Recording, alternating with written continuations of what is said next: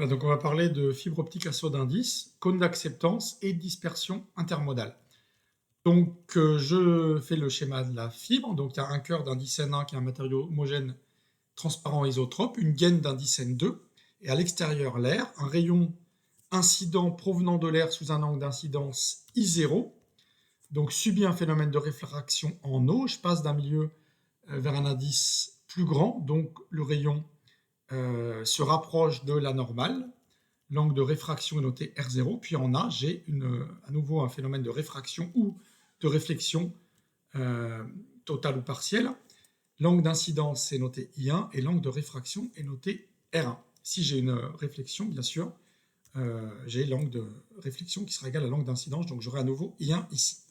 Donc si j'écris les lois de Descartes pour la réfraction, au point O, j'aurai N0 sinus I0 égale N1 sinus R0, et au point A, j'aurai N1 sinus I1 égale N2 sinus R1. La réflexion totale, pour qu'elle puisse se produire, je dois avoir deux conditions. D'abord, je dois passer d'un milieu plus réfringent vers un milieu moins réfringent, donc N2 est forcément inférieur à N1. Et deuxièmement, il faut que l'angle I1 d'incidence ici soit supérieur à une valeur minimale qui est telle que R1 doit être égal à pi sur 2 radians. Donc à la limite, je suis à l'émergence rasante. Donc si je prends la première relation et j'écris, pardon, si je prends la deuxième relation et que j'écris que R1 est égal à pi sur 2, j'aurai sinus R1 qui vaut 1, voilà. Et donc, j'obtiens finalement sinus I1 en fonction de N2 et N1. Alors, cette deuxième relation va nous servir à déterminer le cône d'acceptance. Donc, on a une condition de réflexion totale qui est donnée au point A, qui fait intervenir l'angle I1, et il faut que je transporte cette relation jusqu'au point O pour avoir une condition sur I0. Donc, si on imagine que I0 augmente, eh bien R0 va augmenter aussi, d'après la loi ici des sinus. Si R0 augmente, eh bien, comme les angles d'un triangle ont leur somme qui est constante, I1 va diminuer. Et donc, si I1 diminue, il va devenir plus petit que l'angle d'incidence limite. Et donc, on aura disparition de la réflexion totale au point A. Conclusion, pour qu'on ait réflexion totale au point A, il faut que l'angle I0 soit plus petit qu'une certaine valeur minimale. Une valeur I0 limite, qui est une valeur en dessous de laquelle il faut qu'on soit. Donc tous les rayons qui ont leur angle d'incidence I0 plus petit que ce I0 limite vont pouvoir se propager dans la fibre par des réflexions totales à l'interface Geur etEgen. Si je raisonne dans le triangle OHA rectangle en H, eh bien je vois que déjà les deux angles sont complémentaires à pi sur 2. Comme sinus de x moins pi sur 2, de pi sur 2 moins x, c'est cosinus x. Je change le cos en sin. Et donc, j'ai cette première relation entre sinus R0 et cosinus I1.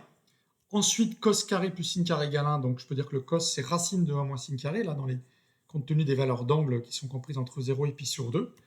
Et comme sinus de I1 est égal à N2 sur N1, eh bien, j'ai cos I1 qui est ici donné en fonction de N1 et N2 seulement. Donc, qu'est-ce que je cherche? Je cherche I1. Donc, je vais calculer en fait N0 sinus I1 à la limite du cône d'acceptance.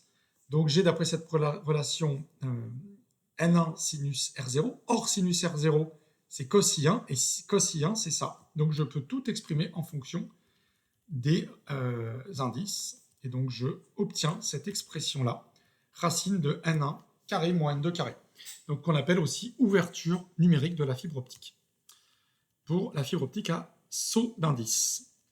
Alors maintenant, je vais regarder ce que j'appelle la dispersion intermodale. Donc, il s'agit de la différence des temps de propagation, différence des durées de propagation entre, d'une part, un rayon en vert qui se propagerait à l'angle limite d'acceptance, donc pour la valeur de l'angle I0 limite, et un rayon en rouge qui se propagerait bien en ligne droite, c'est-à-dire pour un angle d'incidence nul.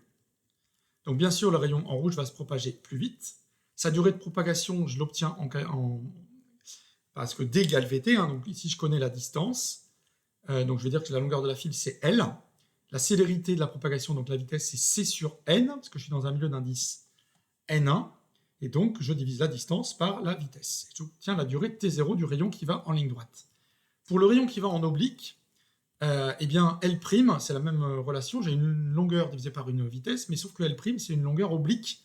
Pour trouver L', je raisonne dans un triangle rectangle à nouveau, et je vois que L', c'est... Alors évidemment, je peux imaginer le rayon en le dépliant, en fait, en quelque sorte, il se propage à l'oblique sous un angle R0 par rapport à l'horizontale. Et donc dans ce triangle-là, je vois que le cos R0, c'est côté adjacent sur hypoténuse L'. Et donc j'obtiens L' en fonction de L et de cos R0. Donc quand je remplace de delta t en fonction des expressions, j'obtiens cette expression-là dans laquelle, pour avoir le cos R0, je vais utiliser le fait que cos R0, R0 et I1 sont liés par pi sur 2 moins x. Donc je vais changer le cos en sin. Donc cos R0, en fait, c'est sin I1. Et sin I1, ici, je l'ai là, en fonction des indices N1 et N2. Donc quand je remplace, j'obtiens cette expression-là. J'ai 1 sur cos R0, donc je vais avoir N1 sur N2 qui va intervenir dans l'expression. Donc delta t, c'est la différence de propagation entre les deux rayons qui vont en ligne droite et en oblique, qu'on appelle dispersion intermodale.